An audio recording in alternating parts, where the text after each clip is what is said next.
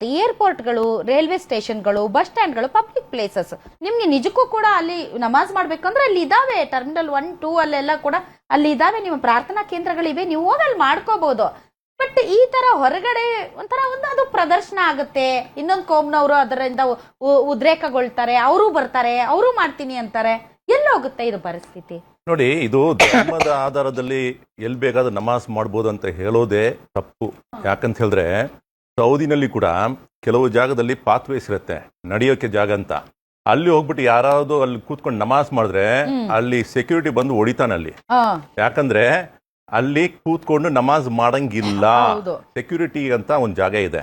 So ಅದೇ ರೀತಿ ಇವಾಗ ಇವರು ಏನ್ ಮಾಡಿದ್ದಾರೆ, ಇವರು ಶಾಂತವಾಗಿ ನಮಾಜ್ ಮಾಡಿರ್ಬೋದು, ಬಟ್ ಇದು ಏನ್ ಮಾಡ್ತಿದೆ ಅಂದ್ರೆ ಕಾನೂನು ವಿರುದ್ಧವಾಗಿದೆ. ಯಾಕಂತ ಹೇಳಿದ್ರೆ ಇದು ಪಬ್ಲಿಕ್ ಪ್ಲೇಸು, ಇಲ್ಲಿ ನೀವು ಬಂದು ನೀವು ಇದನ್ನ ಪ್ರಾರಂಭಿಸಿದ್ರೆ ಬೇರೆ ಅನ್ಯ ಧರ್ಮೀಯವರು ಬರ್ತಾರೆ, ಅವ್ರು ಕೂಡ ಮಾಡ್ತಾರೆ. ಅವಾಗ ನೀವು ಮಾಡಿರುವಾಗ ಅದು ತಪ್ಪಂತ ಹೇಳಕ್ ಆಗೋದಿಲ್ಲ. ಆದ್ರಿಂದ ನೀವು ಇದನ್ನ ನಿಲ್ಲಿಸಬೇಕಾಗಿರುತ್ತೆ. ಸಾಮೂಹಿಕ ನಮಾಜ್ ಮಾಡೋದನ್ನ ನಿಲ್ಲಿಸಿ. ಆದ್ರೆ ನಮಗೆ ಬಹಳಷ್ಟು ಈಸಿ ಇದೆ. ನಮ್ಗೆ ಏನಂದ್ರೆ ನಮ್ಮ ಧರ್ಮದಲ್ಲಿ ಇಷ್ಟು ಕಷ್ಟ ಇಲ್ಲ. ನೀವು ನಮಾಜ್ ಮಾಡಲೇಬೇಕು ಅಂದ್ರೆ ನಮಾಜಿನ ವೇಳೆಯಲ್ಲಿ ನಮಾಜ್ ಮಾಡಿ. ಸ್ವಲ್ಪ ಲೇಟ್ ಆಗ್ಬಿಟ್ರೆ ಅಲ್ಲಿ ಇರೋತಕ್ಕರು ನೀವೇನ್ ಮಾಡ್ಬೋದು ಅಂದ್ರೆ ಕ್ಲಬ್ ಮಾಡ್ಬೋದು. ಅಂದ್ರೆ 5 ಬಾರಿ ನಮಾಜ್ ಮಾಡೋದನ್ನ 3 ಬಾರಿ ನಮಾಜ್ ಮಾಡ್ಬೋದು. ಇಲ್ಲ ಅದನ್ನ ಕೂತ್ಕೊಂಡು ನಮಾಜ್ ಮಾಡೋದು, ಸೆಪರೇಟ್ ಆಗಿ ಕೂತ್ಕೊಂಡು ನಮಾಜ್ ಮಾಡ್ಬೋದು. ನಾನು ಇಲ್ಲಿ ಕೂತ್ಕೊಂಡಿದ್ದೀನಿ, ಹೀಗೆ ಕೈ ಕಟ್ಕೊಂಡು ನಮಾಜ್ ಮಾಡಬಹುದು. ನಾನು ಎಲ್ಲರೂ ಗುಂಪಾಗಿ ಸೇರ್ಕೊಂಡೇ ನಮಾಜ್ ಮಾಡ್ಬೇಕಂತ ಇಲ್ಲ. ನೀವು ಆಚೆ ಇದ್ದೀರಾ ಪ್ರಯಾಣ ಮಾಡುವಾಗ.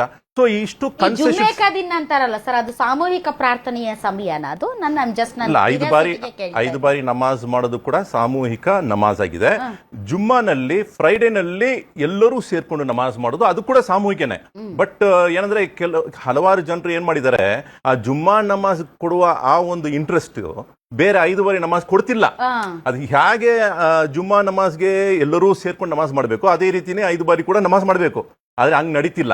ಯಾಕಂದ್ರೆ ರೂಢೀಕರಣವಾಗಿ ಏನು ನಾವು ಜನರು ನೋಡ್ತಿದ್ವು ಹಂಗೆ ಮಾಡ್ಕೊಂಡು ಬರ್ತಾ ಇದ್ದಾರೆ. ಬಟ್ ಆಕ್ಚುಲಿ 5 ಬಾರಿ ನಮಾಜ್ ಕೂಡ ಸಾಮೂಹಿಕ ನಮಾಜೆ. ನಮ್ಗೇನಂದ್ರೆ ಬಹಳಷ್ಟು ಕನ್ಸೆಷನ್ಸ್ ಇರುವಾಗ ಅದನ್ನ ಉಪಯೋಗ ಮಾಡ್ಕೊಳ್ಳಿ.